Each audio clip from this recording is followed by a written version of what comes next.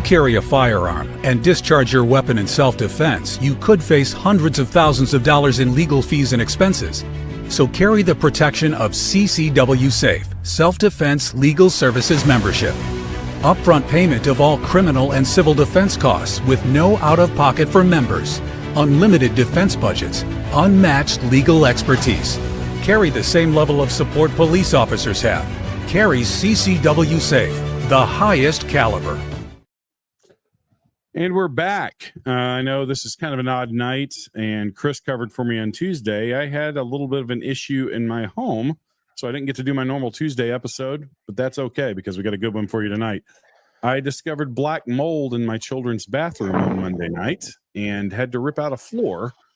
So my luck for 2025 is still holding for you, those of you that know what I've gone through this year so far. So family's safe, kids are safe. I actually got a little bit sick. I don't know if you guys have ever been around mold, but it can make you sick really fast. So I'm actually still kind of fighting some of that crap off over the last couple of days. But I am joined by my partner in crime, my anti-communist friend, Mr. S2. More on that later. Actually, I'll just spill the beans. S2 and I behind the scenes have been working separately, but we're getting ready to put all of our gigantic heads together and bring you guys a multi-episode series on the roots of communism, the history of communism, and why it is evil and satanic when you actually get into the history of Karl Marx.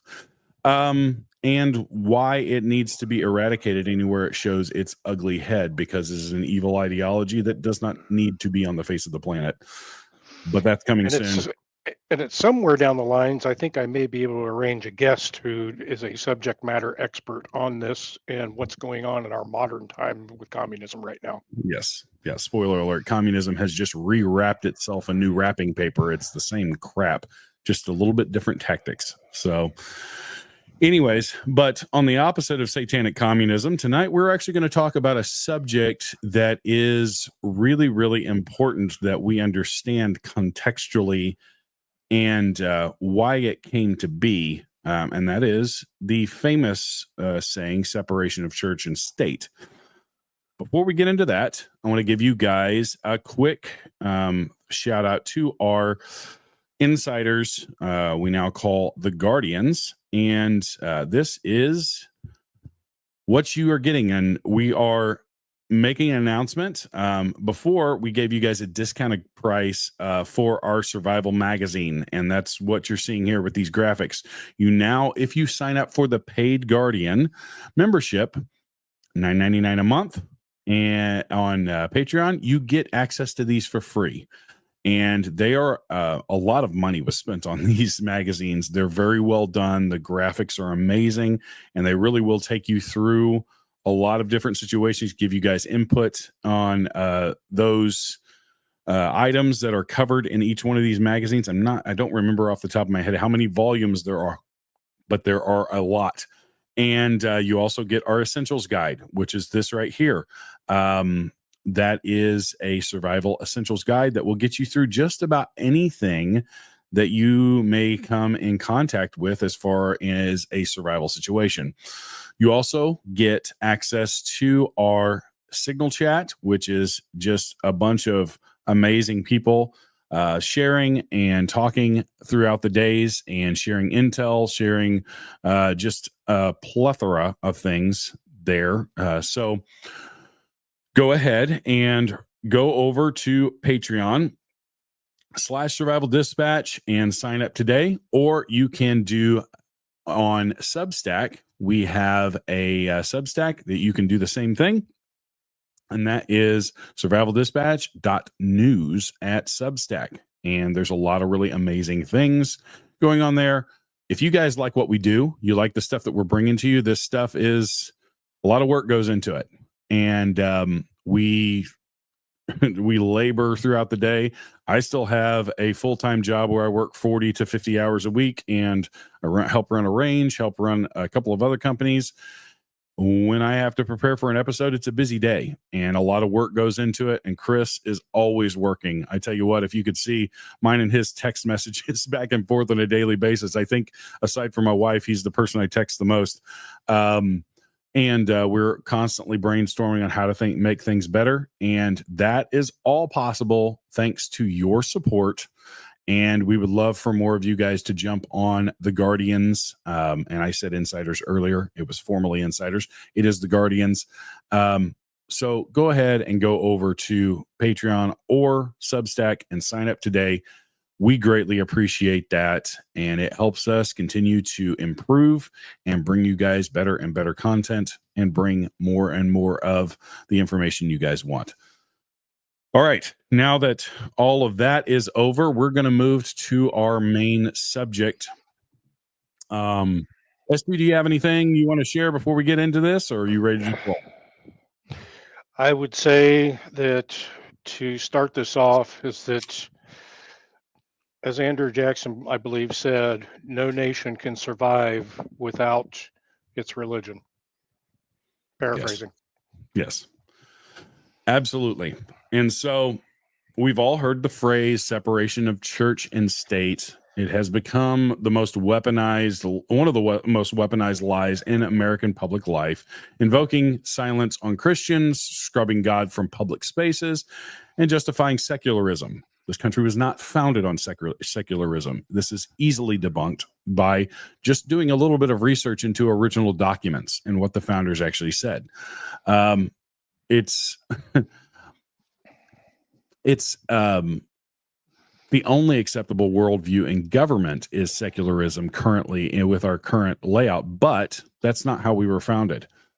And this all stems from a early 1800s, 1802 letter. In 1801, the Danbury Baptist Association wrote a letter to then President Thomas Jefferson. And they were nervous about Baptists. We're a minority denomination in Connecticut. So back when the founding happened, and we'll get into this, I have a lot of evidence to share with you guys. If you guys are also in the Guardians, you get the sit rep, and this has all of the information that we're going to share, including a lot of research that I've done over the last 24 hours into the history of this. And I knew this was kind of bogus, a bogus claim. I didn't know just how bogus it is. But the Baptists were a minority denomination, and back then churches within the states, certain denominations had a lot more power in the public square. And so the Baptists were worried where the Congregationalists still operated in a semi-official status. The Baptists feared that the federal government would someday establish a national religion. This was actually something that the founders hated because in England, you can go back all the way to Henry VIII when he actually established himself as king of the Catholic Church. And from then on, really, the royalty was very much involved in church affairs.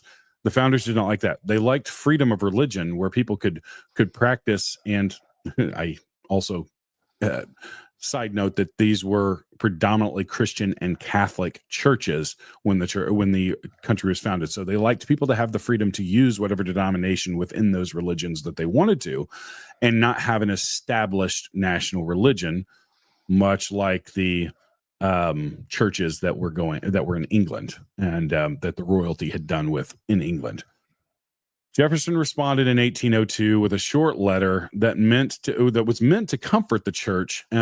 He explained that the First Amendment was built as a wall of separation between church and state to protect protect against federal overreach. He was referring to the Establishment Clause that Congress shall make no law respecting the establishment of religion or prohibiting the free exercise thereof.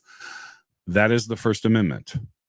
Nowhere in that statement does it actually say that there is supposed to be a separation of church and state with regards to the church being in the public square.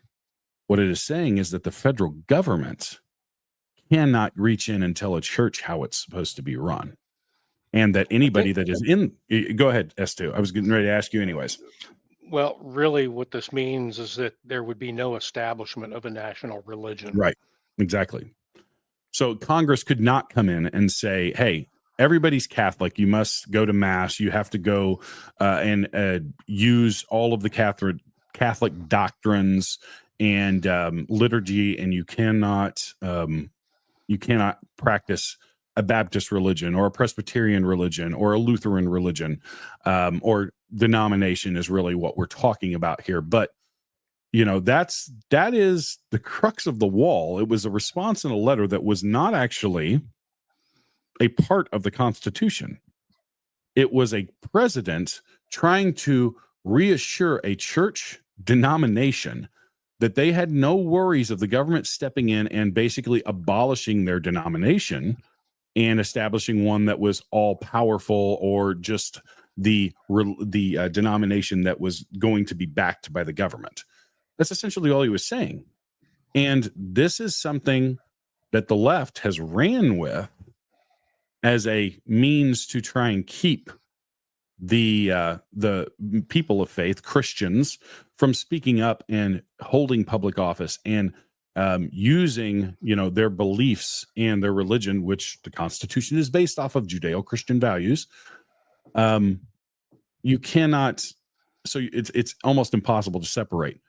S2, I'm going to let you speak to this for a minute, and then we'll get back into just the timeline that kind of continues to go on over the next couple of 100 years. Well, like I said, it was basically meant to keep the federal government from creating a national religion like the Church of England. That's what they had in England, and you basically had to follow the rules, and then you had punishments that followed that if you didn't follow those rules, or you were excommunicated from the church. And if you were excommunicated from the church at that point in time, you basically became an outcast from society, and you just may as well leave society because you're never going to be back in it. Yep. Yeah. And and I'll go back into I'll go into part of what's in the SIPREP right now, if you don't mind. Yep. But basically, is how do we know that's what Jefferson meant? Well, it's because Jefferson attended weekly Christian services in the Capitol building. He approved the federal funds for missionaries to Native American tribes, which I'll say flat out, I don't agree with that, because that turned into, for lack of a better term, another clusterfuck, because the Native Americans had their own religious beliefs in themselves. Yes. And then when the Catholic Church came in, they tried to wipe out those beliefs and replace it with their own. Then a lot of those were in direct opposition to what their religious beliefs were. I have some training in that area. I'm not an expert on it, but I have some training in that area. So I know that that's a fact. But in any way, Jefferson also, he also signed laws promoting religious observance in Washington, D.C. And he was never advocating for a religion-free government. He was advocating for a government-free religion. Right. What that amounts to. And that's the key point right there. Not a religion-free government is advocating for a government-free religion. And that is that. And so really, honestly, for a long period of time, it was 140 years before this was really became a problem, and the country operated within these grounds. But it was over 140 years later, Jefferson's metaphor was largely forgotten until the Supreme Court exhumed it in 1947 with Everson versus Board of Education. The question in Everson was whether public tax money could be used to reimburse transportation costs to parents who sent their kids to Catholic schools. On the surface, it was a practical issue of fairness, but it was written, it was in the writing of the majority opinion. Justice Hugo Black leaned hard into Jefferson's metaphor. He declared that the First Amendment has erected a wall between the church and state, and that wall must be high and impregnable. With that sentence, Jefferson he was wrong. Exactly. That was never the intention. We're talking about, like, say I wrote a letter to S2, and 140 years later, the Supreme Court decided that my opinion needed to be the law of the land. That's literally. Now we're talking about a president's letter, but it was essentially just a response to a church's question. And now in 1947, the Supreme Court decides, oh, we're going to make this even more strong than a passing comment. This has to be high and impregnable wall between church and state. You can start to correlate 1947. So what happened about 2 decades later, 18 years later, I think it was 65, they took prayer out of school. So this started a snowball effect downward spiral that gets us to where we're at now. With the sentence of Jefferson's passing comment is elevated to above the Constitution itself, the phrase never functioned as a quasi law, and never been debated, voted on, or ratified. So that's the key. They took a comment out of the letter and added it into the law as if it was a part of the Constitution. So I'm not sure if we have a troll in the YouTube channel right now, but we've got somebody in there saying, keep your church BS out of government. And I'm going to say this to this person right now. That was never the intent to keep church out of the government. It was supposed to be the guiding principle of what our republic is supposed to be. 100%. So keeping the church out takes out your moral guidance out of it. And actually, the Bible, the very first Bible, was approved for use in schools because they taught kids grammar, they taught them syntax, they taught them morals from that. So for them to have banned that out of schools was a violation of the basic foundational principles of this country. Yep. And I'm sorry if it offends some of these Islamists out there, but you know what? You can go be offended back in your own country. Yep. Absolutely. I'll bring up a video when I get to this part. Charlie Kirk actually did an amazing job of debunking this bull crap in a Q&A session that he did. It's about a 5-minute video. I'll bring it up here in just a minute. We'll get through this. So what happened in the aftermath? So the aftermath, the wall became a precedent, as judicial law does. It's all about precedent. So what happened? 62 Engel versus Vitale, school prayer banned. 1963, Abington versus Shemp, Bible reading outlawed in schools. 71, Lemon versus Kurtzman, introduced a vague 3-part test. This is the Lemon test, as they call it, that made any public school expression of faith legally risky. Public Christmas displays, 10 Commandment plaques, and even moments of silence became battlegrounds. There have been many court cases along those lines since 1947. And this is the crux of this. So this is the aftermath of what happened. But what is it? And to respond to the person in the chat, what was it that the actual founding fathers said?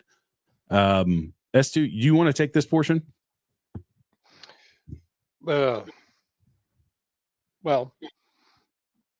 this is most of them believed that a republic only could survive if its people were grounded in religion morally. Correct. And George Washington said, of all the dispositions and habits which lead to political prosperity, religion, and morality are indispensable supports.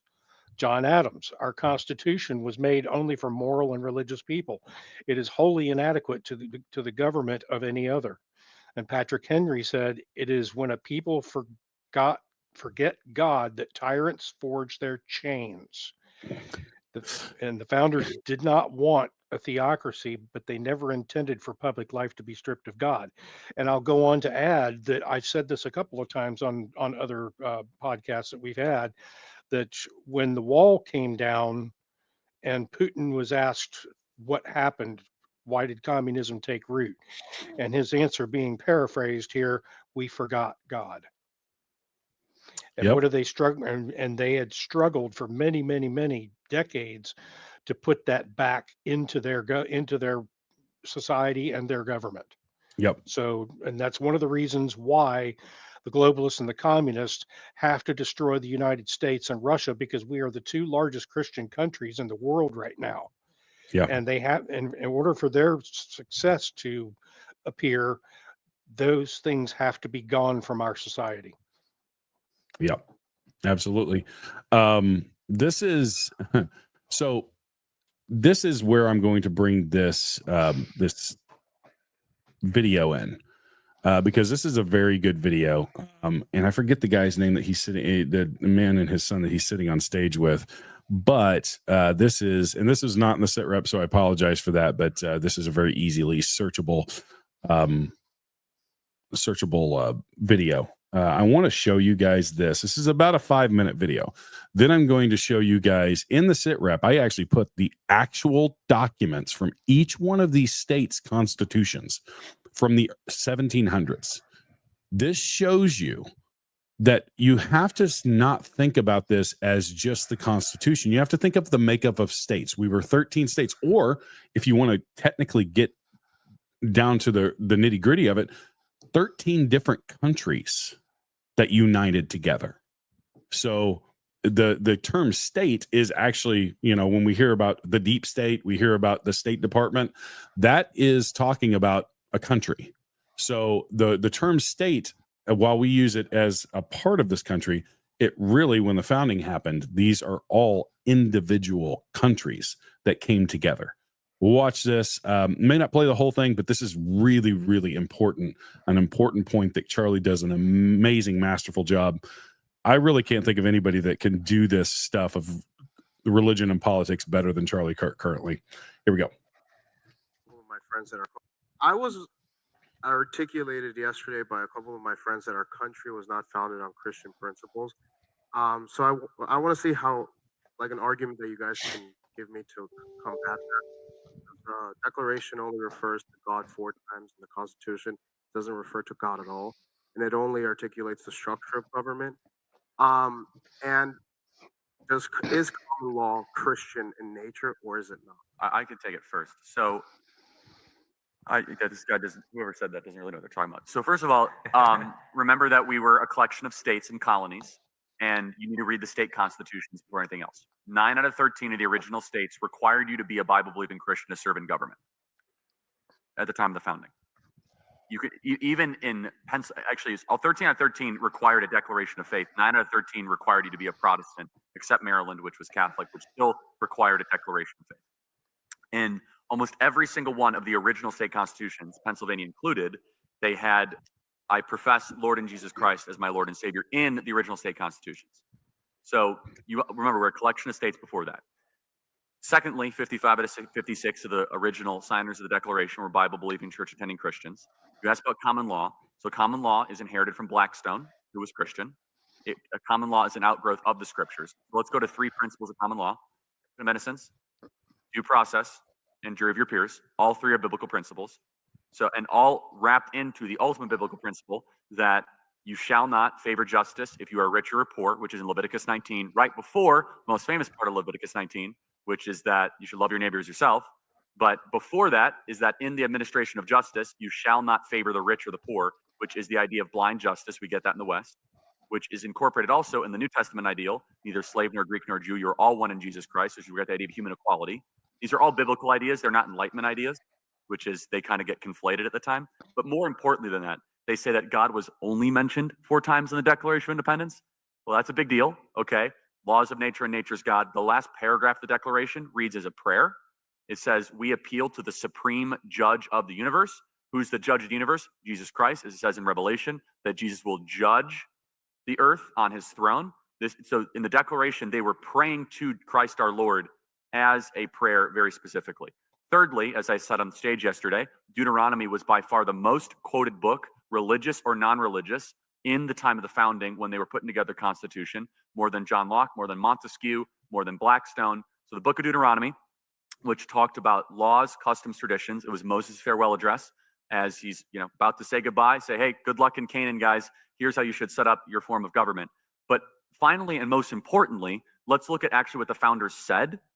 John Adams famously said the Constitution was only written for a moral and religious people. It was wholly inadequate for the people of any other. The body politic of America was so Christian and was so Protestant that our form and structure of government was built for the people that believed in Christ our Lord. One of the reasons we're living through a constitutional crisis is that we no longer have a Christian nation, but we have a Christian form of government, and they're incompatible. So you cannot have liberty if you do not have a Christian population. So that's just a surface level belief. So then they'll go to the First Amendment, which has two parts of the First Amendment which get conflated. I'm going to stop it there. I could listen to that. He's just rattling off fact after fact after fact. It's incredible, and that's why I say he's one of the most amazing guys to be able to blend politics and religion. And as he said, and I'll go through this really quickly. Delaware, 1776. I have these sources in the SITREP, so this is another important thing for you guys. We put a lot of information in the SITREP that we may not necessarily go through in detail, but the Delaware is the the officials had to affirm belief in the Trinity and divine authority of Scripture. That was a requirement to hold public office. Massachusetts, 1780. Official office holders had to believe in Christian religion. North Carolina, 1776. Year of the founding. Banned office for anyone who denies the being of God and the truth of Protestant religion. This is all in documents. In Maryland, required declaration and belief in the Christian religion. That is South Carolina. Protestant Christianity was established as a religion of the state. You had to be a Protestant in order to hold office. This is what they don't want us to see and hear in public education. This is what they don't want us to know about our country, because you can easily debunk every narrative that the left is trying to push, that this is not a Christian nation. And I know there are people in the comments that maybe you weren't aware of all this information. It's all there. It's easily researched. You can find it. Well, there's something else that Charlie touched on too, is that we have a Christian form of government that's incompatible with current lawmaking 100%. today. Well, what we also have is that we have people in our government that don't believe in God or don't believe in the same God. And I don't care what denomination you are of Christian, we still call Jesus Jesus, and we still call God God. We don't call him Muhammad, we don't call him prophet, we don't call him any of those things. But that's the problem we have, is that we have people of different religious beliefs, different worldview, religious ideologies, I'll put it that way, because Islam is not a religion, it's an ideology. Yes. So when you mix those things, just like multiculturalism, they don't swim in the same fishbowl well together. Yep. 100%. Yep. And so, okay, TTG sushi. If you want the research, I have it. And here, I'll show you real quick that this is straight out of a constitution of let me find the clause here. And I will show you that it is straight out of a constitution of a state. Give me just 1 second here. Yeah, this is pull like up the page from the SITREP. And oddly enough, a lot of these references are made from Yale Law School. Right. I mean, it's not like it's a beacon of, of this of conservatism. It's ridiculous that we have Students for Palestine protesting on Yale campus right now, which is against the law. But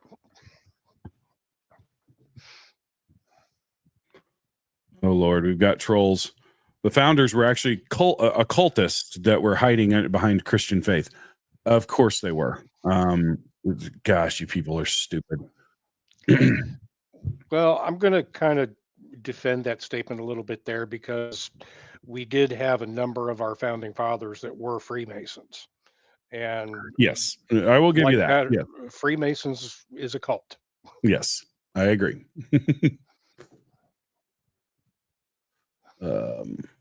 Go ahead and speak. It's gonna take me a minute. Like, I had these all up. I should have just highlighted the portions that I had. So, my apologies on that.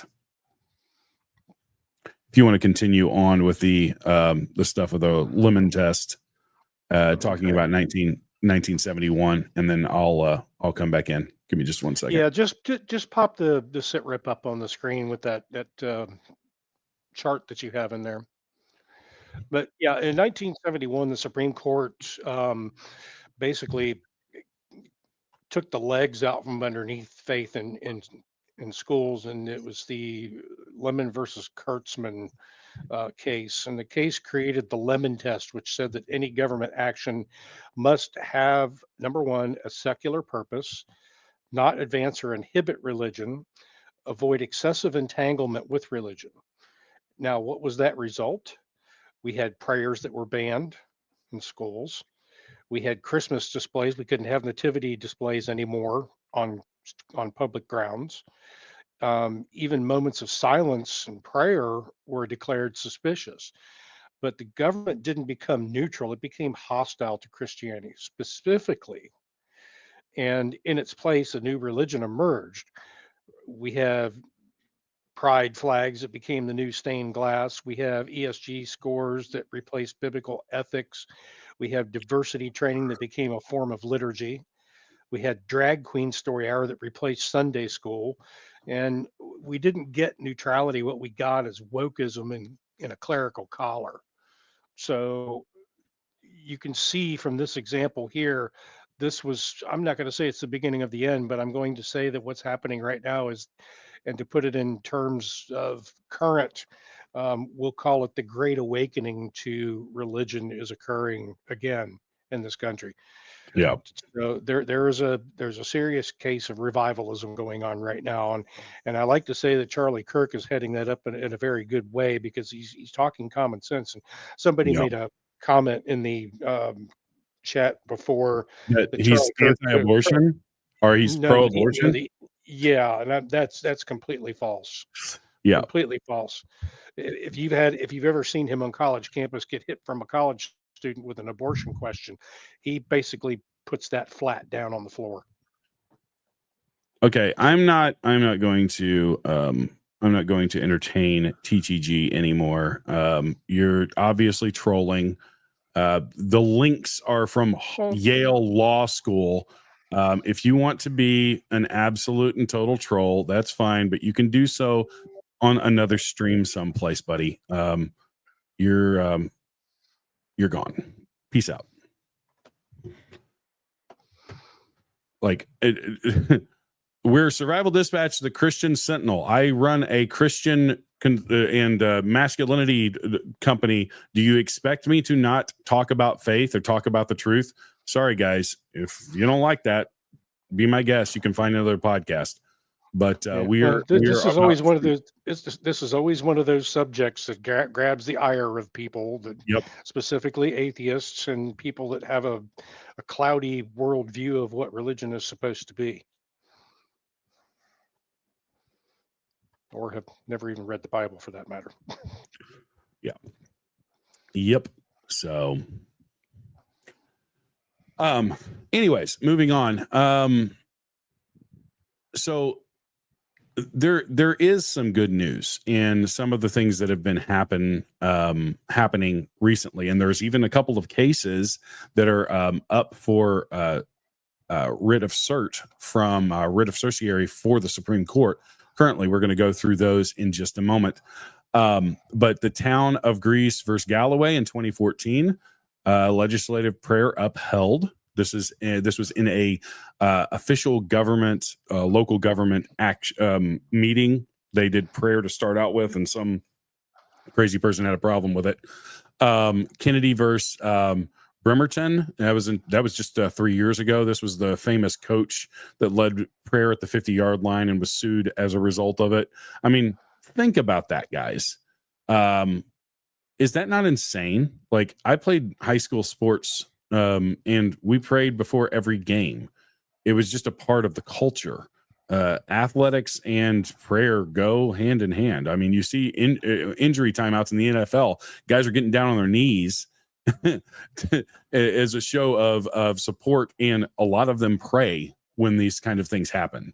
So I like to act like this is not a real thing, and to act like these people should be sued because it's somehow triggering to an atheist. Sorry, Well, look that's at what just happened to BS. Tim Tebow. Look at what happened Right. to Tim Tebow. He Yep. had he had So, he had scripture lines that he used to put on his little were those things they put under their eyes, and he got absolutely shredded over that. yep. Yep. So um the current case that is up right now is the case of let's see here, which one is it? It's the Mahmood versus versus Taylor. Taylor, and this is a Supreme Court case. Let me pull my notes here real quick. This is over the LGBTQ infestation into the school systems. Let me pull this up real quick. Sorry. I have too Basically, many what it things. amounts to is that you have parents from Christian, Muslim, and Jewish backgrounds that are That are suing to opt their children out of the LGBTQ doctrination, i.e., being forced to be participate in that. so subjected to, or having to do readings in class of these porno books that are in the schools. Yep. The parents filed a lawsuit not challenging the curriculum itself, but arguing that compelling their children to participate in the instruction that contradicts their religious beliefs without the possibility of opting out. So there currently is not an option of opting out. Once again, this is why S2 and I have both said, pull your kids out of government schools. Like, unless you are very, very, very, very confident in your school board, which actually, ironically, where we live, we have, I go to church with the majority of the school board at the school that my wife teaches. And they're very strong Christians and stood up during COVID, all of that kind of stuff. But you have to be careful because those elections can shift. Always be prepared to pull your kids out, because in the words of Vodi Bakum, how would you send them to Caesar? How you send your kids to Caesar and not expect them to return as Romans? If they're being indoctrinated in this stuff, there's a reason why this stuff runs rampant. And the other one that is up right now for a writ of certiorari is the state of Oklahoma. And this is actually a bold move by the state of Oklahoma to kind of return to more of the founding principles. It's the Oklahoma Statewide Charter School Board approved Saint Isidore of Seville Catholic virtual school as the nation's first publicly funded religious charter school. Oklahoma Attorney General challenged this approval, arguing that it violated the state and federal laws, including the Establishment Clause. The Oklahoma Supreme Court agreed, ordering the board to rescind the contract. Petitioners have sent this up basically through the court system, and it is at the Supreme Court. Now, we'll get into the Supreme Court in Chapter 2 and what's going on with them. I don't think our current Supreme Court is necessarily trustworthy on a lot of things. There have been some good rulings, but there's also been a lot of really, really crappy things going on. And another thing that Oklahoma has done here within the last couple of years is they are now putting Bibles back into the classrooms. Yep. And a couple of the podcasts I listen to have their attorney general, not their attorney general, their head of the education department in Oklahoma, and that man is a strong Christian and wants to move that state. It's probably, honestly, the most religiously conservative state in the country currently, bar none, is Oklahoma. Unfortunately, it's a very small state as far as population goes. Somebody needs to explain this one to me. Terry Morris in the chat is saying, y'all realize you do not that the recent decision in the British Supreme Court defining women as pandering to Mohammedans? No? You're going to have to give us a little bit more to go on that one, because the fact that they couldn't define what a woman was in Parliament anymore, it may be the appearance of pandering to the Mohammedans. However, being the fact that now they have a definite definition that Parliament can look at and say, okay, this is the difference between a man and a woman, and it's in writing, means something. Yeah. Yeah. So yeah, and I think probably, and Terry, you can correct me if I'm wrong. I think he's probably arguing that, there's a lot of similarities in what the Muslims believe about. That's why that lawsuit has Muslim, Jews, and Christians all filing for them to be pulled out of the LGBTQ rainbow jihad. But what he is saying is that, because of the growing Muslim population, and they believe in two genders, just like Christians do. They have some warped views in the other way, but they do believe in that. So I can understand where that could be misconstrued as pandering. However, it's truth, and I'll take truth no matter how it comes. Yeah, I mean, and let's not be mistaken here. The ideology of Islam was written in such a way to sound palatable to those that are outside, so that they can infiltrate within to Western societies and do what they're going to do. So let's not pull any punches with that. Yep. So with all of this said, and we've laid out a pretty compelling case, regardless of what people want to see, like that troll in the comments would have probably said, well, you didn't read it, if I would have showed him every law that I had linked in there. All of you guys that are guardians, you can see that this is legitimate stuff. These are legitimate legal documents and legal iterations of these original documents. So just because it's in text form on the internet doesn't mean these are actual Yale law education 18th century. This is legally recorded stuff and archived stuff. Anyways, so where do we go from here? So, and we'll do a circle back to this at the end of the episode, but we don't live, or we don't want a theocracy, but we don't want a pagan technocracy either. And that's where we've been being pushed towards. We were founded under the belief of one God, the ruler of the universe, Jesus Christ. That was in the Constitution, and whether or not every founder believed that in their heart doesn't matter. The reality is what was written on that document is the truth. That's what matters. So how do we do this as believers? If we want to change things, do we have to run for local offices? We have to speak truth in love, but speak truth.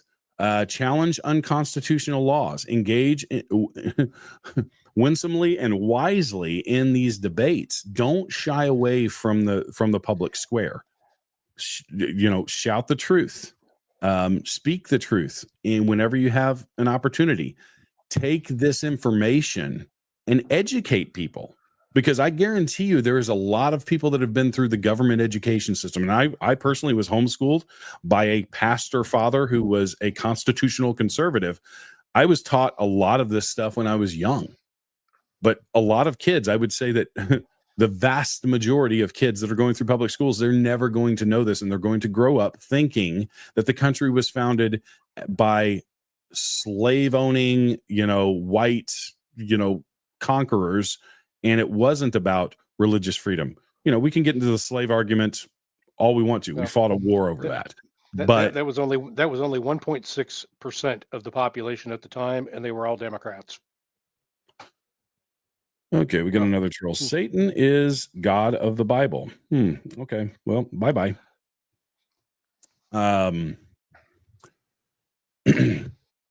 So we need to let the wall come down. The phrase separation of church and state was never meant to exile God from the public square. It was meant to prevent the government from installing a pope or a crown-funded denomination, such as what was going in England. This was a direct counter to what the kings of England had done in history. And what they did is because the vast majority of the population was religious, they would put themselves in control of the church, and then they would control society by changing the way that the church did laws. I mean, Henry VIII famously did this so he could get divorced. So, yeah, this is all, we cannot have men or a man in control of a church. And that's true of even pastor level stuff. You have to do it biblically. But it's time that we remember that render to Caesar the things that are Caesar's, but render to God the things that are God. And government belongs to God. God established government. When Charlie was talking just a minute ago about the book of Deuteronomy, we base government structure off of what God told Moses in the desert that was written down in the book of Deuteronomy. Direct correlations. So The Bible is the instruction book for life, period. Correct. So I'm going to go through some of the stuff that is said in the Bible. So let's move from Jefferson to Jesus. What is said? Romans 13, 1-4. Governing authorities are instituted by God. They are God's servant for your good. And what's unique about this country, I'm going to go on a little bit of a side note here. This was the argument that so many preachers in 2020 got wrong, is that they said, well, the government and because of the education system, they don't realize what's the first words of the Constitution. Is it we, the president, we, the Congress, we, the Senate? No, it's we, the people. We actually are the governing authorities in this country. It's a beautiful thing. And so we do have the right to stand up according to our Constitution and to stand up and say, no, you're out of line. We are not going to follow that rule. We are not going to give you our rights. Matthew 22:21, Jesus said, render to Caesar that which is Caesar, and unto God that which is God. It wasn't a spiritual divorce. It was a jurisdictional distinction. 1 Peter 2:13-17. Christians are called to submit to civil authorities, but the submission is for the Lord's sake. What that means is, if it is within the bounds of your religion, if it is within the bounds of your faith, then yes. But if it is not, that's when you stand up. Psalm 33:12. Blessed is a nation whose God is the Lord. And I truly believe that's why America has been such a blessed nation, is because of the founding, and it's daily being attempted to be torn apart. Proverbs 29:2, and this is the last one. When the righteous increase, the people rejoice, but when the wicked rule, the people groan. I think we can all understand. We can all understand that over the last 5 years, in all reality, the difference between somebody who, and Dave Kemp actually just wrote an article over on the Righteous Savages Substack. You guys can go over there and join for free and read the article on is Donald Trump a Christian and does it matter?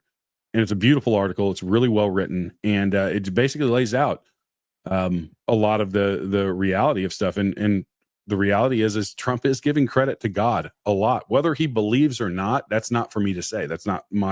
I'm not the judge over Donald Trump, but he is speaking about God, and he is giving credit to God for a lot of things. And it's hard to do that if you don't have some form of belief. So anyways, S2, I'm going to let you close this out, and then we'll move on to chapter 2. Hang on a second here. I was pulling some stuff up.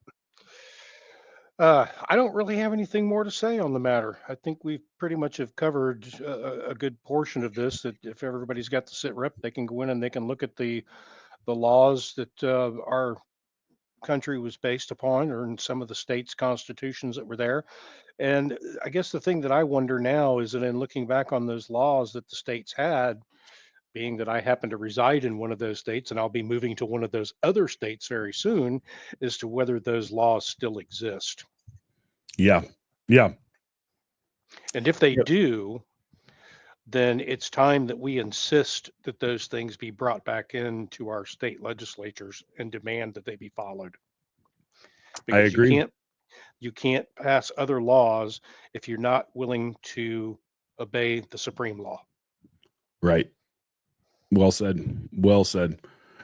So, you know, the whole reason that we are putting this stuff out for you guys is because we want you guys to be the most educated in the room when it comes to these debates. I have people that say things that are not true because they're not informed. And I want you guys, I want our guardians, our righteous savages, all of those people that consume our content to understand, you know, making the argument is one thing, but having the tools and the knowledge to be able to do it, and to do it eloquently and articulate points, that's how you win arguments, and that's how you change people's hearts and minds, because, you know, if they see that the truth is coming out of you, then they go verify it and they say, okay, well, maybe I can trust this person for other things. It opens up a lot of opportunities to change minds. And I think that's really where we're at in this country. A lot of people are shifting their beliefs and their ideologies over to closer to ours. And I think it's a time for us to take advantage of that and really put the pedal to the metal. Yeah, So- here's something funny that I'm going to add to this as we continue on talking about things. There was a statement made early on and at the beginning of this movement that we call the Great Awakening, where it was going to be, I can't remember even how to paraphrase this, but it was going to require that people readjust their entire belief systems when they find out everything that's been going on and everything that is going on. Mhm. And I find that to be so true, because that's exactly what we're seeing out there. And for me anyway, I picked up the mantle of something a while back, and I was part of another organization that I all of a sudden became a leader of that, or of that group for a particular regional area. And my reputation has always been based on, I don't, for lack of a better term, I don't put out bullshit. If I Right. can't back it up with fact and demonstrable fact, not just say that I heard this from so and so, if I can't back that up with demonstrable fact, I don't put it out there. And as a result, I have a lot of people that this is how I got to be where I am as far as S2 is concerned, because I am a credible source of information. I go out there and I look for the truth and I find it. If I can't find a source of that truth, then I don't put it out there. Yep. And I think that this is the truth that everybody's looking for now. And they're going to have 100%. to turn to the Bible to be able to discern what the truth is, because it's going to get harder. Yeah. But especially in the age of information overload too, man, we see there's so many false narratives out there on the right and the left. I mean, I see people that I'm like, oh, that's cool. And then I see other stuff that they post and I'm like, oh, nope, not going to have anything to do with that for sure. So anyway. Well, and you also see people out there trying to drive their own narratives or the narratives of others, because they're getting paid to do it.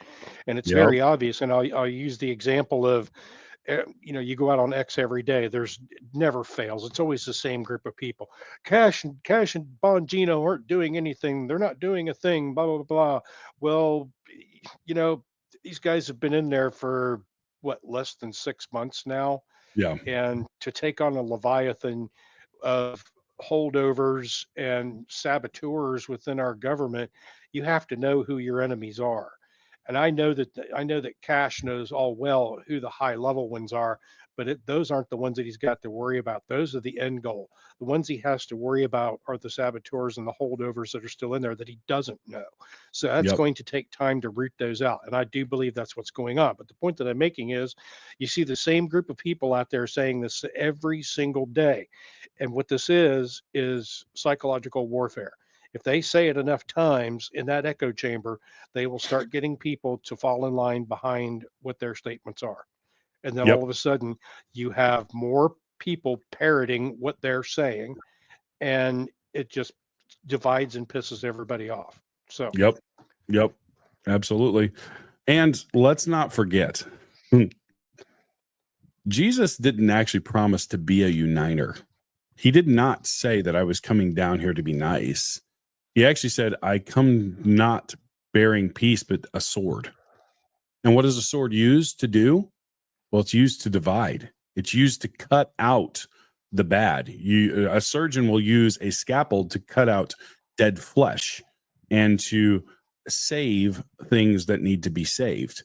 In battle, to vanquish an enemy, used a sword. In the context of the time that was written, yeah, that was the weapon of choice on the battlefield, or just to defend yourself against something evil. So let's not forget that. We always want to talk about the Lamb of Jesus, and we don't want to talk about the lion. And the lion was the one that was turning over the money changers because he saw the corruption.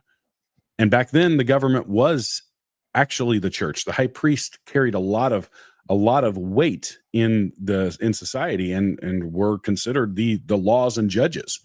And so he was fighting against corruption in the governmental levels too.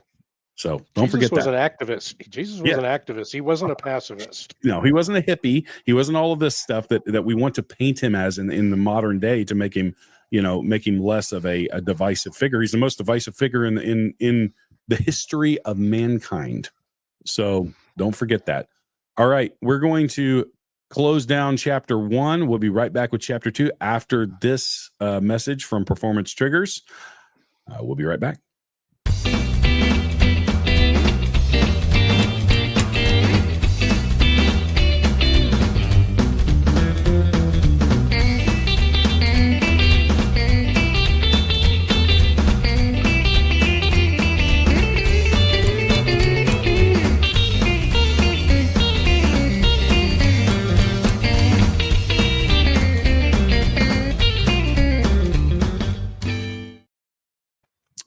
All right, Performance Triggers. They make amazing triggers for all of your firearm needs. So go over there and check them out. And if you do decide to purchase something from them, make sure you use the code SD10 for 10% off your purchase. That's performancetriggers.com. Check them out. Terry, I've got to put this up. I agree 100%, brother. 100%. Okay. Moving on to some other news that's been going on, and this is kind of still this ongoing story of the courts and what they're doing. Giordano Bruno, why does Supreme Court Chief Justice John Roberts give criminal aliens more rights and better due process than the patriotic Americans prosecuted for J6? Why? S2, what's your opinion on that? He's blackmailed. Something, that's for sure, and that is a very highly likely situation. He's also a knight of Malta. Yeah. Here we go from Fox News. Detained migrants given 12 hours to contest deportation under Alien Enemies Act. ICE document says. So, what are your thoughts on this? Horseshit. They didn't give us 12 hours to tell us they were coming. We ain't going to give them 12 hours to tell them they're going. Yep. So, yep. Okay. Moving on. Chief Justice Roberts. This is from Bannon's War Room. Davis, Chief Justice Roberts needs to be careful on siding in favor of illegal criminals. Because this is a 90-10 issue with the American people. Once the Supreme Court loses the confidence of the American people, it loses everything. And I will point this out about John Roberts. He is a very egotistical, narcissistic man. He thinks that he is the arbiter of decorum and keeping both sides at bay. So what you'll see, if you look at the history of John Roberts, Chief Justice John Roberts, when a Republican is in office, he sways to the left. And so he thinks of himself as the balancer. Okay, so we have a Republican-controlled Congress and presidency. I'm going to shift to the left. And I think that he is influencing people like Amy Coney Barrett to do the same thing.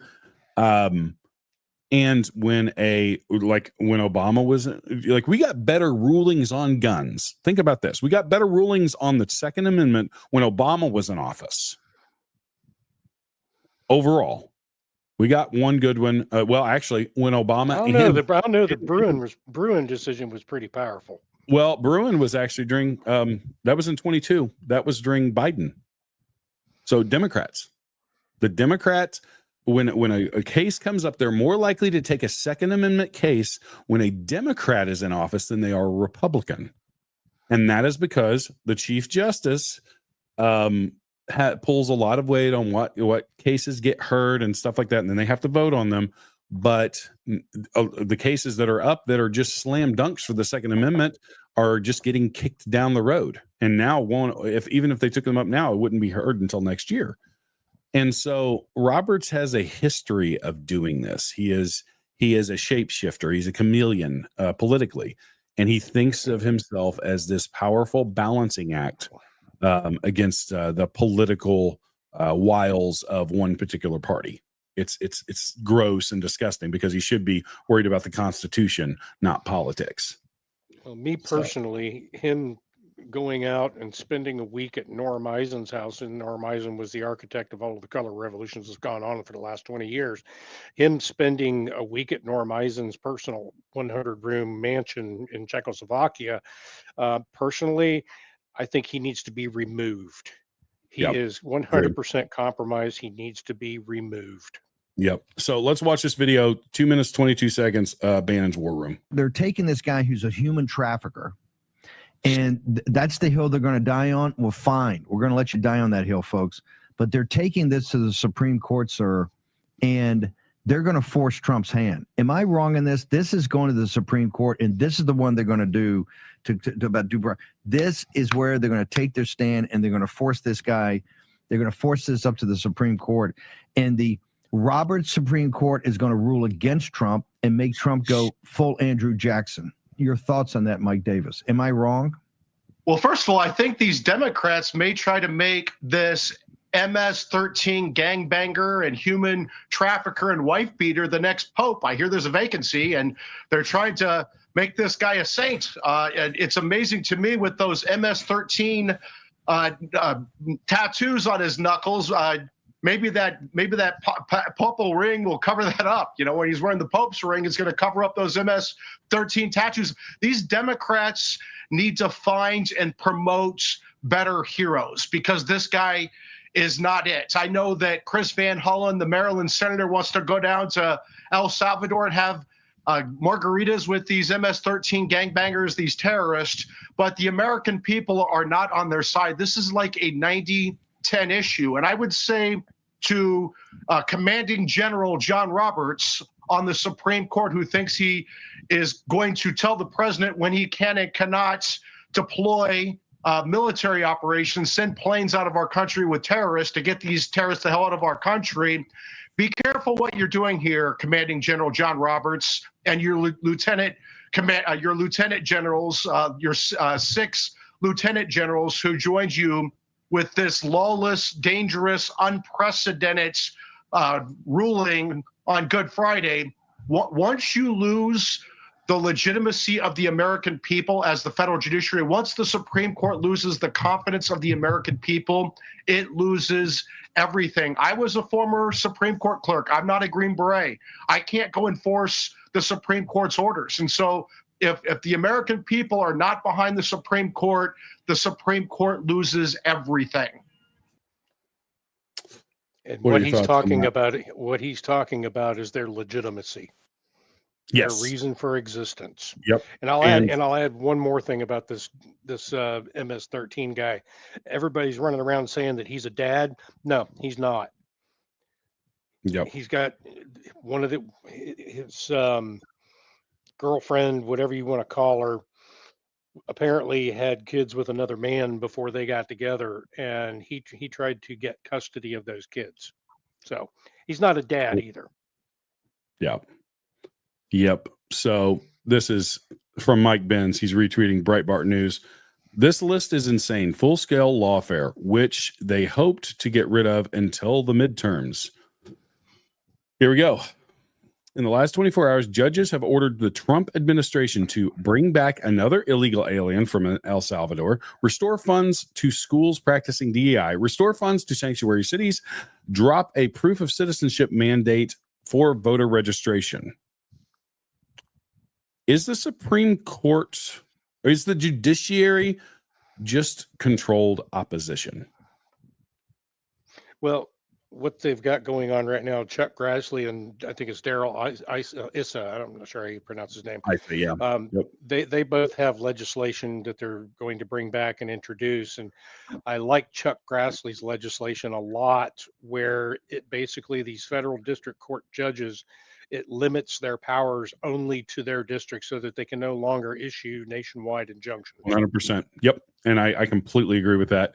That was never the intent of the judiciary in the Constitution. In fact, the only judicial court that's mentioned in the Constitution is the Supreme Court. Now, I understand when you have 330 million people in a country, you have to have lower level courts to handle lower level things. That's ironically biblical too. When you actually watch the book of Exodus and how Moses set up the judges across the board, he was the one judge for Israel, and then he said, "Well, I can't handle this with many people," so he appointed lower level judges, lesser councils. Yep. But yeah, this is insane that they think this, and we have to break that up. Ironically, Grassley is from a state that's one of only 2 states, or maybe the only state, that's actually impeached its own Supreme Court justices. I think there were 2 of them impeached in the state of Iowa. Steve Deace, who's on the Blaze, was instrumental in helping that happen. And they are one of the, I think they're the only state to actually impeach state level Supreme Court justices through their legislature. So Grassley probably knows a little bit about that. There's another little tidbit about Grassley too. Grassley's been on the Judiciary Committee for 40 years, over 40 years. Yep. And did you know that he's not a lawyer? Really? I did not. Really? He's a farmer. He's not a lawyer. Well, being from Iowa, that makes more sense. Which tells me that he's using common sense to do his job for 40 years. Right. So don't agree with everything he's doing or has done in the past, but there we go. Yep. Jesse Kelly, you guys aren't following Jesse Kelly. I love Jesse Kelly, former Marine, has a great talk show. He gets real fiery sometimes, and this is I have to say I agree with a lot of this, and it's sad that we are here, but yeah. Minute 29. Not only should the Supreme Court be completely ignored by the Trump administration, anybody, officer of the court or otherwise, who tries to step in should be arrested and thrown in prison themselves. And if the Supreme Court wants to push the issue, the Supreme Court should be dissolved entirely. Completely disappear the entire Supreme Court. Why do I say that? Because you do not have a country and cannot and will not have a country if they can import 20 million people without the court stopping them. And the second we try to do so, we are told there's due process, there's the lower court, you have to do it the right way. This is the rule, this is the law, but what about the I don't care about your legal arguments either. Well, Jesse, what about the writ of habeas corpus? None of your arguments mean anything to me at all. Can I deport foreign barbarians as fast as they brought them in? If the answer to my question by you is no, then I don't care about anything else you say. I don't care about your education. I don't care about your justification. I don't care about your Constitution. I don't care about the rules. I don't care about what Reagan said or Washington said or I don't give a crap. If I am not allowed to deport foreign barbarians as fast as the demons can bring them in, then your argument sucks and I ignore it completely. And I don't celebrate where we are. I want to be clear about that. This is a terrible place to be. I can't believe that we are here.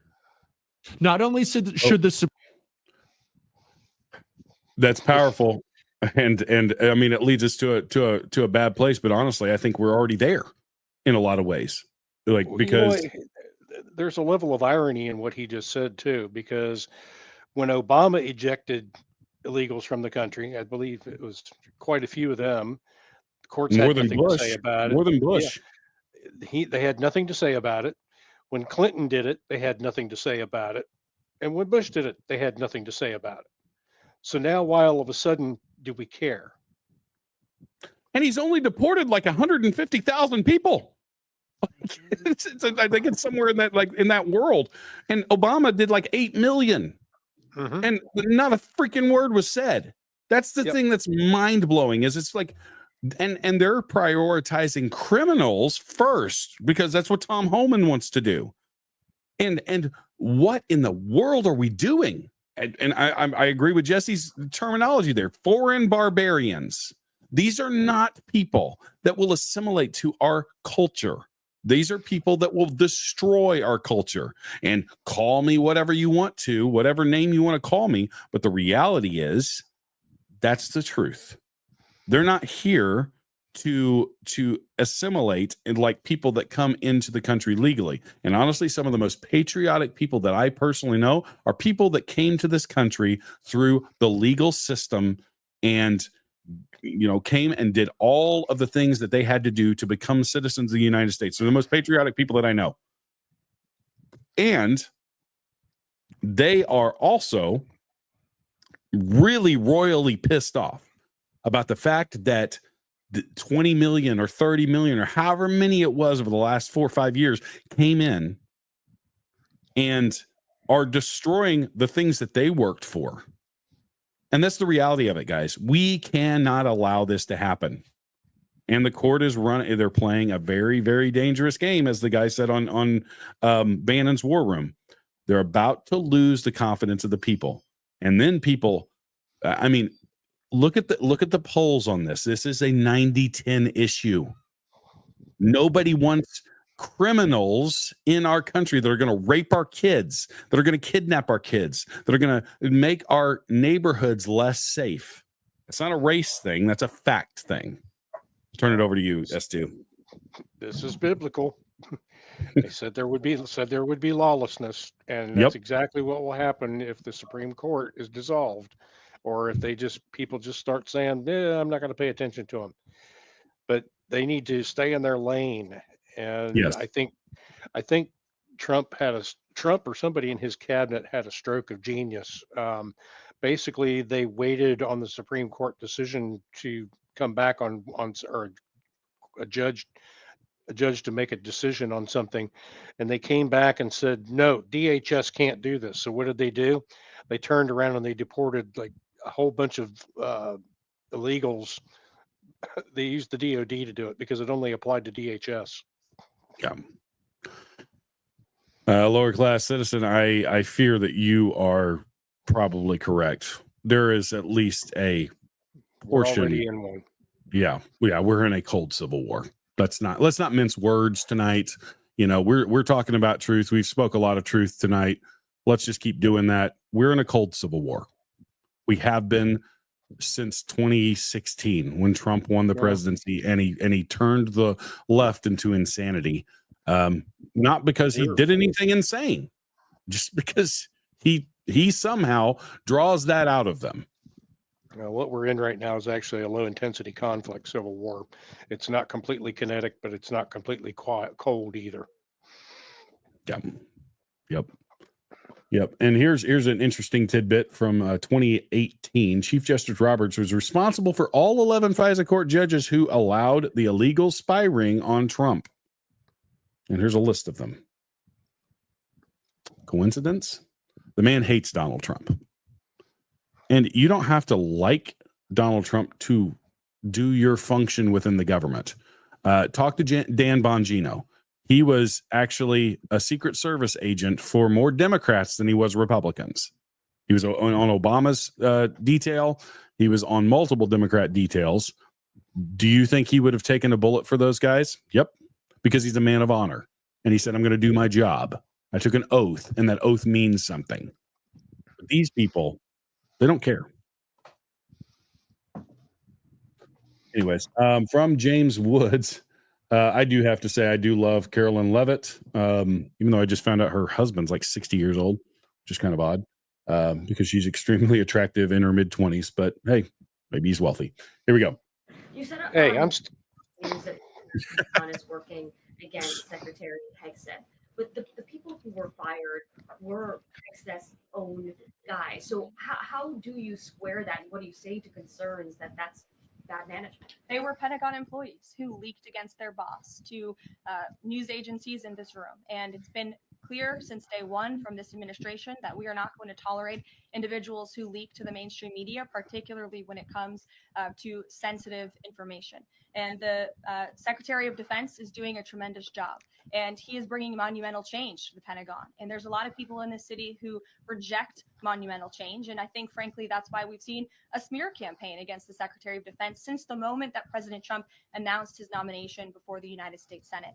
Let me reiterate, the president stands strongly behind Secretary Hegseth and the change that he is bringing to the Pentagon, and the results that he's achieved thus far speak for themselves. Is there an FBI investigation into the leaks? The secretary said that these people would be prosecuted. She's a rock star, and there's a reason, yeah, there have been some missteps on Hegseth's part, however, here is really the demonic hordes hate what Hegseth represents, because Hegseth has gone through a life-changing journey over the last 3 or 4 years. And he is very strong in his faith. I personally know some guys that actually he goes to church with down in Tennessee when he is not in the government. And he's been on their podcast a couple of times, and he's very strong in his faith. And this is Jesse Kelly again, but this is really what we're talking about. This is the infestation of demonic ideology that is going on in our armed forces. Both S2 and I served honorably in the military, in our respective military branches. I was in the Air Force. He was a Marine. Hoorah. But we served honorably, and we served our country, and we were discharged under honorable conditions. And I remember when I first saw the DEI stuff coming. It was in 2009 specifically, was when it really started to ramp up after Obama was elected. And I saw it before that. Yeah. And I mean, it was like it was there, but it was kind of in the background. And then it just got ramped up to 11. And there was a mass exodus around the time that I got out, which was around 2013. And it was clear that there had been an ideological shift, because I was, 7 years in, and all of a sudden everything shifted. We weren't even doing our jobs most of the time. We were going to sensitivity training and diversity training and all this other stuff. We weren't training to win wars, to break stuff and kill people. We were training to be the inclusive, BS, emotionally sensitive communist, good little communists. And that's what it really is. But let's watch this. Do you remember Linda Fagan? Coast Guard, Commandant? Do you remember? Maybe the name Fagan rings a bell. We currently have nearly 40% women enrolled at the Coast Guard Academy. I'm really excited about the talent and the diversity that I see coming through the academy. Really excited about the diversity of it. Is she excited to make the Coast Guard more lethal, better, sharper? No. She's excited. The Fagan way is excited about, do we have enough women in here? Do we have enough gays in here? Do we have enough? But Fagans are everywhere.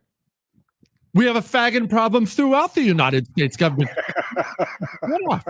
You could go to every single military branch. Fagan. IRS, Fagan. The ATF's all Fagans. The whole thing. Every single branch of the government has Fagans throughout it. And this is our problem. You have to get these cancerous Fagans out of the government, or they will destroy your organization, just like they destroyed Disney, just like they destroyed Hollywood, just like they've got it just like why you have to see, and racism in the end zone in the NFL. You thought the Fagans were just in the civilian world? There's a Fagan in every single office building in the United States government. You see, today it's one Fagan, but then who does she promote? She's looking for little Fagans. Fagans who will carry on the Fagan way. And then this Fagan, one Fagan becomes 3 Fagans, becomes 20 Fagans, becomes 100 Fagans. Soon, geez, your entire officer corps, Fagan at every single daggone level. This is what I have stressed over and over and over again about the FBI, about the military, about things like that. I am happy we are removing some of these tumors. Some of these tumors you cannot possibly cut too deep, because once you get a faggot in there, they will do the only thing communists know how to do. Communism. We have a lot more work to do. Really appreciate the pronunciation of that name. And man, like, that's what I say. If you're not following Jesse Kelly, he is unapologetically hilarious and very, very blunt. He's one of my first morning listens. Yes, he's got a great podcast, and I mean, he's a big student of history too. Even though he's a crown eating Marine. No offense to this too. Yeah. I like the grape ones. Don't forget. Excuse me. Anyways, yeah, and that's in reality. And I'll frame this a little bit different, kind of what I said earlier. This is demonic. It's a demonic takeover. What did we start off with in this episode? We started off that this country was founded as a Christian nation. Why do you think communism keeps trying to get into this nation? They don't have to infiltrate Islam. They don't have to infiltrate all of these other Buddhism, all of this stuff. We did that on Sunday with the Easter episode. Why do they target us? It's because of what we represent. Flawed, yes. Issues, yes. Did we compromise at the founding with slavery? Yes. And we'll get into that sometime too. But the reality is, this is the beacon of what a nation founded on the principles of the gospel, of the Bible. And it's an affront to the demonic hordes of communism and socialism and the LGBTQ rainbow jihad. That's what this country represents, and that's why they want to tear it down. That's why they work so hard to do it. It's the premise of communism, which is the disbelief of God. Yep. And it's pretty much, and I'll make a comment to what Jesse is talking about here. So I made a statement to my wife, I guess it was probably late last year, because I started noticing a trend that the feminists were starting to come back on the scene again. Well, the feminists have been gone for so long, and now all of a sudden we have men in sports beating up girls and things like that, that the feminists didn't need to be around. Well, the feminists are starting to come back again. And they're starting to build their strength around that feminist movement. The feminist movement is a communist movement. And we're going to start seeing all of these different sub-movements start to gather strength and momentum again, because they're all starting to come together and act as allies, and they're all communist constructs. Even the whole queer ideology is a communist construct. It's designed to remove gender from society and make everybody all the same. Because if you can remove that, you can remove the categorization of people. If you remove the categorization of people, then you remove the gender identity of people. And if you remove the gender identity of people, then you don't have anything. Yep. It's well, and what was and this is what we're talking about. This is a demonic attack. What was the first thing that God did? He created the world. He created man and woman, and he told them to be fruitful and multiply, subdue the earth, have dominion over it. Created Adam first. Yep. Created Adam first, and then he created Eve from his rib. Yep. And he created the family, which is what has been the strongest part of the United States building into the nation is because we had the strong family units that went to church on Sunday together, that believed in God, that prayed together, that did all of this stuff. And over that period of time, and it's like I said earlier, 1947, that was when that first court case that established that there should be a wall between church and state. And that, if you watched that, I bet you that date would show you the beginning of the decline. And it took several years to get going, but buddy, now we're the roller coaster on the first drop now. And it's going down quick, and we have to return to this stuff, guys. Anyways, last couple of slides for chapter 2. Imtiaz Mahmoud, Muslims living with Hindus, problem. Muslims living with Buddhists, problem. Muslims living with Christians, problem. Muslims living with Jews, problem. Muslims living with Sikhs, problem. I don't know how to pronounce that one either. Buddhists. Maybe you should read this. Muslims living with atheists, Muslims living with Muslims, big problem. This led to they're not happy in Gaza. They're not happy in Egypt. They're not happy in Libya. They're not happy in Morocco. They're not happy in Iran. They're not happy in Iraq. They're not happy in Yemen. They're not happy in Afghanistan. They're not happy in Pakistan, Syria, Lebanon, Nigeria, Kenya, Sudan. Where are they happy? They're happy in Australia. They're happy in England. They're happy in Belgium. They're happy in France. They're happy in Italy. They're happy in Germany. They're happy in Sweden, the US and Canada, Norway and India. They're happy in almost every country that's not Islamic. Who do they blame? Not Islam, their leadership. They're not their leadership, not themselves. They blame the countries they are happy in. They want to change the countries they're happy in to be like the countries they came from, where they were unhappy. Where they're not wanted. That is an insanely repetitive but completely accurate depiction of what's going on with the Islamic migration across the globe. And that is it for chapter 2. We're going to move right into chapter 3, which we get into a little bit more of the funny stuff, the fun stuff, the zany stuff, with a little bit of sarcasm and politics thrown in. Let's start with this one. Some of you guys may have seen this before, but it is absolutely hilarious. This is my Woodmiser LT40 wide hydraulic sawmill that I use daily. This is my Nintendo 64 with Diddy Kong Racing, which I use daily. This is my Woodmiser LT40 wide hydraulic. She's taking a very specific pose to show off not the saw. Yeah, So, I got it. Here we go. America AF. Something is not adding up. The logic of this lady is unbounded. Rights, but we can't define what a woman is. But also men can be women. And no uterus, no opinion. But also men can get pregnant. Men are oppressing us. But also, it's okay if biological men take over our spaces and our sports. Women are so over-sexualized in this culture, but it's empowering if women are the ones sexualizing themselves. Are you guys quite done yet? Like, are you okay? Rights, but we can't define what a woman. Boy, howdy, right? Yep. It's like the logic. Just make it make sense, please. Here we go. Communism. Yeah. Yep. 100%. Nancy Mace has been. She had a couple of viral clips. This was a great one here.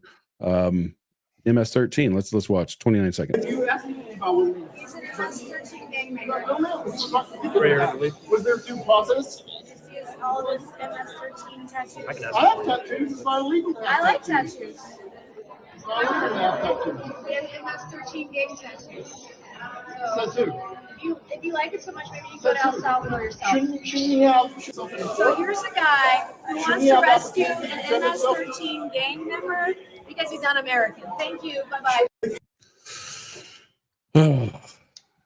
I never understand the left like dying on these hills like this. It's stepping on a rake constantly. It's insane. They have no argument to defend what their stance on any of this. They just don't. Yep. 100%.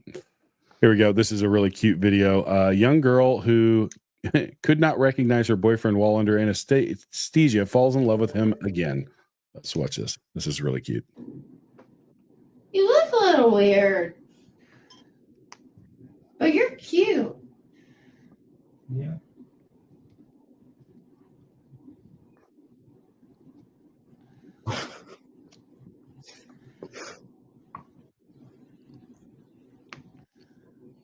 You're fine looking.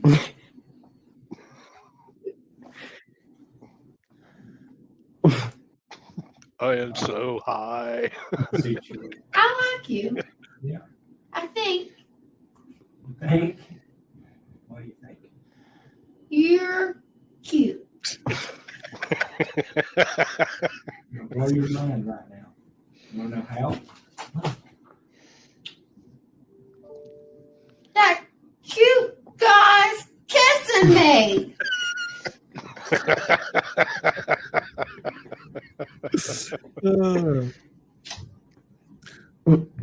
Whoa.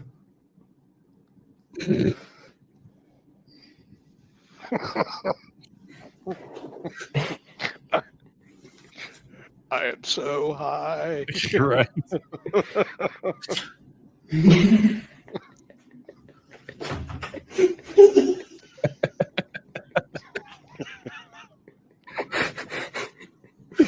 Oh. You are cute. Oh, that's great. I've got a video. I'll have to see if I can dig it up of me coming out of anesthesia that my wife took, me getting in the car. If you want to see John really, really high, I'll see if I can dig that up someday, and I'll show it to you guys in chapter 3. So here you go from the Babylon Bee. Child of leftist parents tired of all the crying. Yeah, ain't that right? So here we go. What war are we training for? What on earth? Here we go. This is insane. I'll just tell you to watch. I'm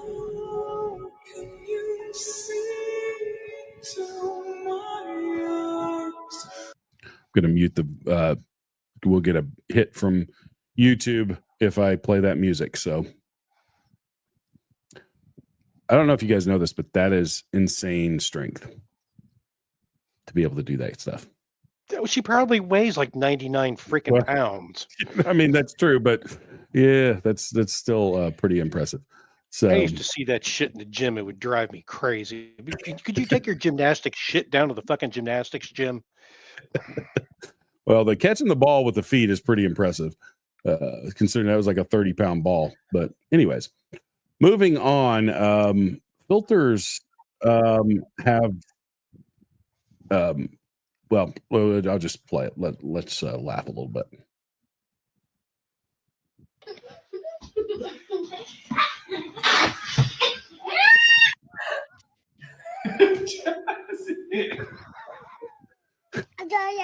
You don't like it? No, I don't like that.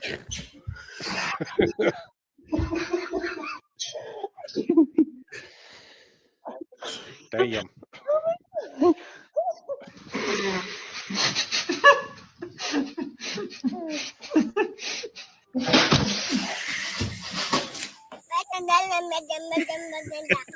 Good Lord. Gollum. Look at me. Oh, no. Carla. Yeah? Mommy, not this filter. That's just scary right there.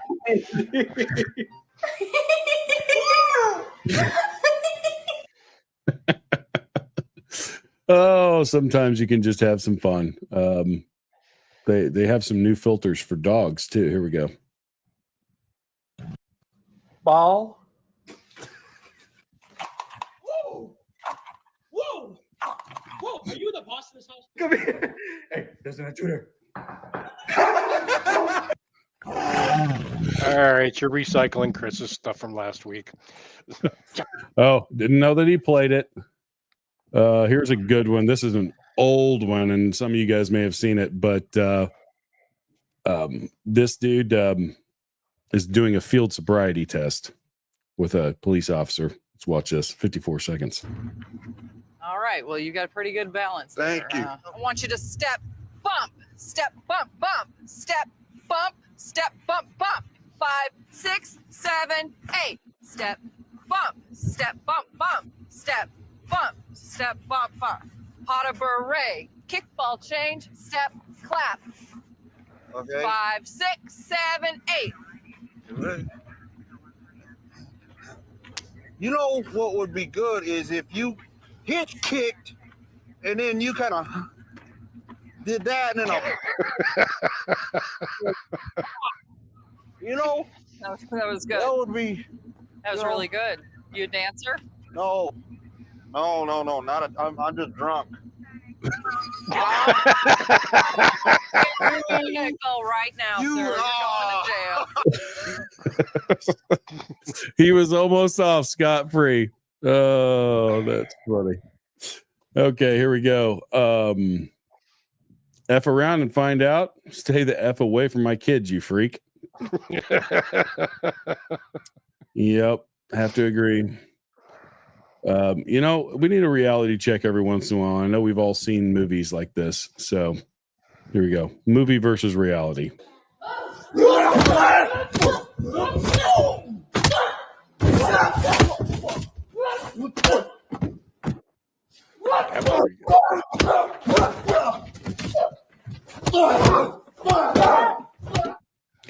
Unfortunately, that's true. That girl weighed like 70 pounds. Not in every case. Anyways, here we go. Declaration of memes. We will take one look at this and say, hell yeah, here we go. I'm going to mute that because of stupid YouTube. This is a kid with Down syndrome that is really, really good with nunchucks. Let's give that kid an applause. That's awesome. Here's a question, S2. Why do switching these eyes make Charles Manson actually look crazier? Well, that I can't tell you, but I know for a fact that Charles Manson was crazy because he killed my cousin. Really? Wow. Sharon Tate was my cousin. Really? Yeah. Holy cow. Wow. That is pretty insane. There's a reason he didn't want to get out of there's a reason he didn't want to get out of prison. Yes. So here we go. I'm gonna give you guys a warning. This one's a little hard to watch. No blood, but new fear unlocked. And when I saw this, it was unlocked for me too. This is crazy.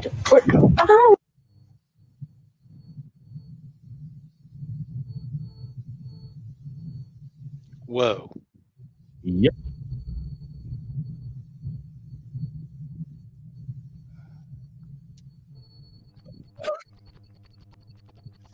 Let's see that one more time. Bird coming in. Look where its beak goes into. Yeah. Ooh. He's trying to snatch that eyeball right out. Yeah, he is. So there's a dude, he's actually with CCW Safe, Mike Darter with CCW Safe, has one prosthetic eye, and I think it was an owl that attacked his eye. That's how he has one eye. It's crazy. So and we do this daily stream podcast, but we also like to promote other podcasts. So this is one of the latest podcasts that I think you guys will be interested in. Let's watch a clip from it. Welcome to the Talking Baby podcast. On today's episode, we'll be talking to the weird-looking person who lives at my house. Thanks for being here, weird-looking person. Well, thanks for having me. As you know, you are my third favorite person in the world, third behind the two larger people that we also live with. They're both awesome. So cool. You're fine. And right now those two larger people are both busy and not paying attention to me at all. So happy to chat with you. So to kick things off, I want to ask you a question, and I apologize in advance if it's naive or ignorant. Look, I'm a baby. I don't really know stuff yet, so just keep that in mind. So my question is this. What are you? Like, you clearly seem to be a very different kind of person than I am. Am I right? Like, because people look different from each other, like different sizes, skin tones, the hair. But you, I have no idea what's going on. Does this make any sense to you? Am I crazy? Oh, no, dude, you're 100% right. I've had that thought so many times. Look, I don't really know what I am. That's not really the kind of thing I think about or care about, but I do know that I'm significantly different than you and the other people who live in this house, like for sure. Okay. Well, the Baby Talk podcast on all your podcast platforms. I think the question that I would want to ask if I were that baby is, why do you lick your balls? And finally, leaked behind the scenes videos of Dave and I doing our training, and we're really kind of PO'd about this because we spent a lot of time trying to look extra tactical on the range.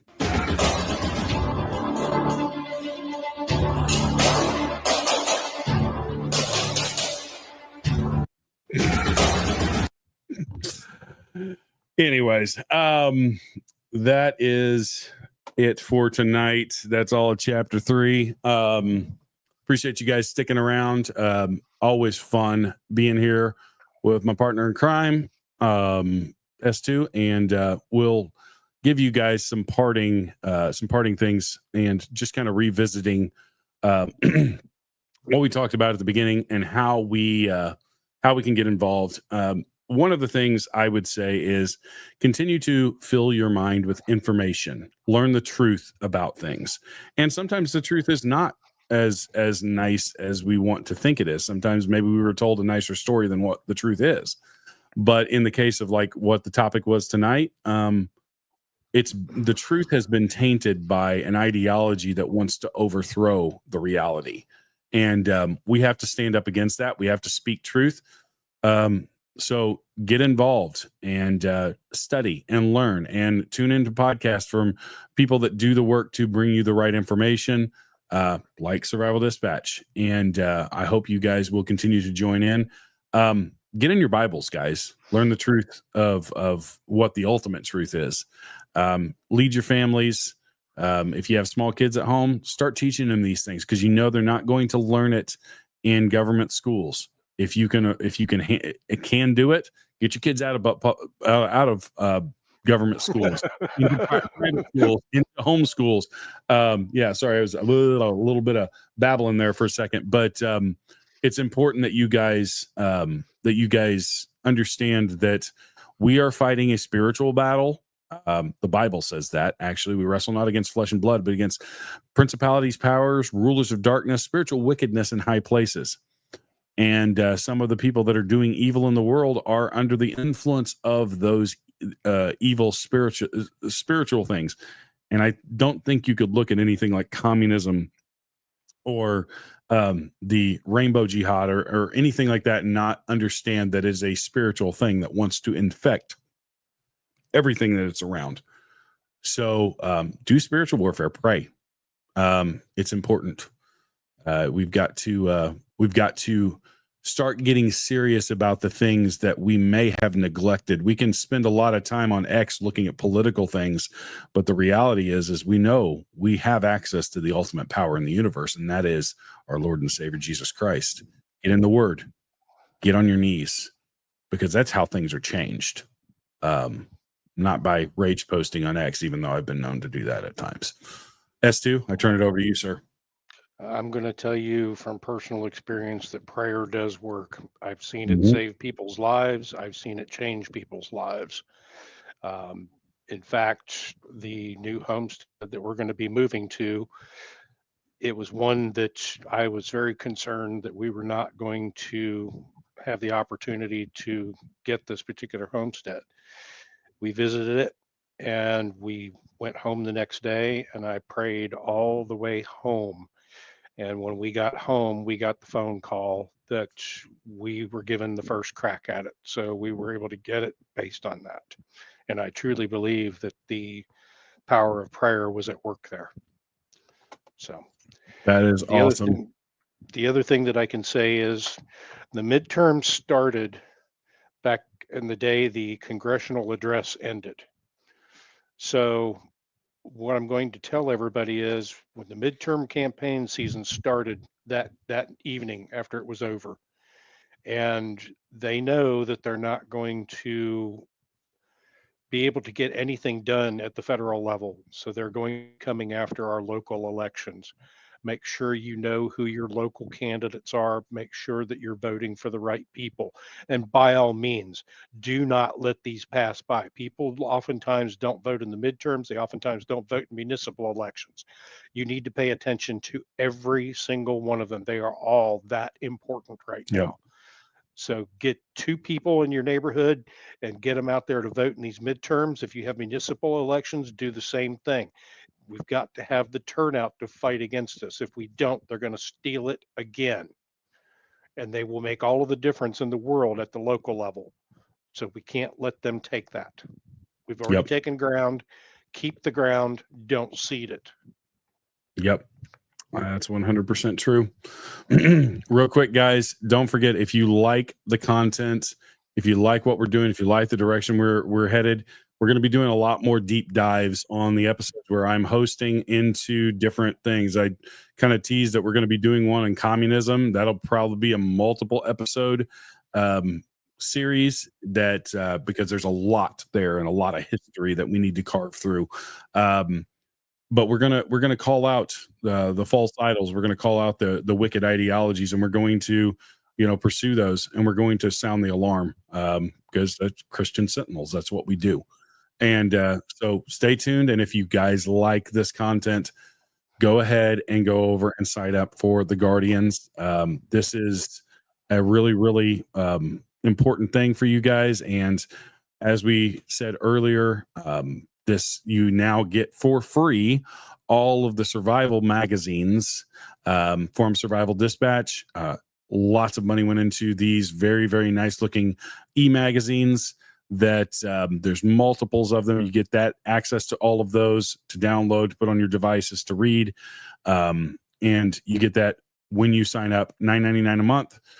For the Survival Dispatch Guardians. You also get the Essentials Guide for Survival. You get the access to the Signal Chat. You get the Daily Sit Rep, which has all the information that we go through on it. And you also get behind the scenes. You get the streams on Saturday with Chris and the Aftermath streams. And we just continue to bring this content to you. We have a lot of things in the hopper. I'm going to be traveling down to Georgia soon to do some work with Chris early May to do some testing of products and things. So we're going to be bringing a lot of that stuff to you. If you want to sign up, go over to patreon.com/survival dispatch and sign up for $9.99 a month. And you can get access to all of that. Or you can go over to Substack, and that is survivaldispatch.news at Substack, and all of that stuff is available there. A quick shout out for Righteous Savages. We have a lot of really awesome things coming down the pike. I just got Jared Hudson to come back on the podcast. If you guys don't know who he was on Sean Ryan's, very outspoken Christian man who's doing a ministry to help with human trafficking. And we actually discussed, I'm going to be going down there and helping them out with some ops for fairly soon too. So that's going to be an awesome experience as well, to be able to help change lives by getting my hands dirty a little bit. But go over to our Substack, Righteous Savages. All you have to do is look for Righteous Savages Unfiltered, and you will find us. Or you can just search Righteous Savages on Substack, and you'll find us. We're publishing articles just about every day now on things, and we have a bunch of gear reviews and informational videos coming out. Dave is doing a bunch of reaction videos to police shootings and just situational awareness type things that'll be coming out very soon on our YouTube and our Substack. So don't forget to do that. It's absolutely free to sign up. You can also support us financially if you want to as well. But that's it. We are down to the end of the episode. I appreciate you guys coming by. And as always, I don't like to leave an episode without closing it in prayer. And so we're going to do that right now, and then we'll let you guys go. So let's bow our heads. Heavenly Father, I thank you once again for this opportunity to speak to so many people that are like-minded, that believe in you, and that are concerned with surviving for their families, for the country, that I believe you were instrumental in helping found this country. Lord, I pray that you help us to return to viewing you as the ultimate source of truth, to viewing you as our leader, and to returning to the values that you set forth in your word. Lord, I pray that each and every individual under the sound of my voice would know that those things are true, and if they don't know you, would come to know you, Lord. I pray that you bless us as guardians, as people, as communities, and as a nation, that you are upheld and you are the reason for victory. We thank you for that, and we hope that you will keep us all safe until we return here again. In Jesus' name, amen. Thank you, guys. We'll be back tomorrow with another episode led by Chris. I think tomorrow is Jeff, but we will be back tomorrow with another episode. Until then, Jesus is King, and God bless America.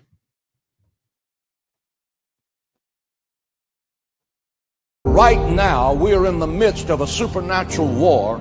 This is a war between light and darkness. It's a war between good and evil. It's a war between Christ and Antichrist, with demonic forces, highly organized, totally ruthless, committed to destroying you. And that those demon powers will attack your mind, and attack your body, and attack your marriage, and attack your finances, and attack your children, and attack your relationships, and attack your church. Put on the whole armor of God and stand beside me and take the word of the holiness of the Father. Fight the good fight of faith. Resist the devil and he will flee from you. He says then you need a breastplate called righteousness. But he doesn't stop there. He says you need something for your feet. They better be shod with the preparation of the gospel of peace. Then he says you need a shield, and it's called faith. He says in verse 17 you need a helmet. You need something to guard your mind. You need a helmet called salvation, and you need a sword of the Spirit, which is the word of God. And while most people stop there, the Apostle Paul does not. He said even though these 6 things are important, you need one more thing. In verse 18 he says, and pray. And for those of you who name the name of Christ, stop allowing Satan and his demonic goons to destroy your marriage. Put on the whole armor of God and fight back. Quit allowing him to attack your health. The Bible says by his stripes we are healed. Quit allowing him to attack your finances. The Bible says God will rebuke the devourer for your sake. He will make him give it back to you sevenfold. Stop allowing the devil to rob you of your peace, because Jesus Christ is the Prince of Peace. Stop allowing Satan to rob you of your joy. In his presence is the fullness of joy. In nothing, be not terrified by your adversary. In nothing, be not terrified by your adversary. The Bible says you shall know the truth, and the truth shall set you free. Jesus said, I am the way, I am the truth, I am the life. The truth is not something. The truth is someone.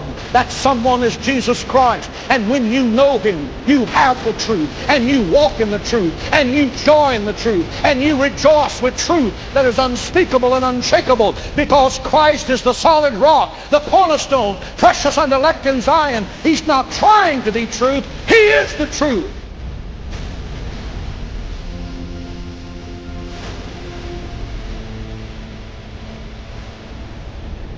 I want to put on the whole armor of God and come out fighting with fresh fire, that I can be counted worthy to be numbered among the New Testament saints.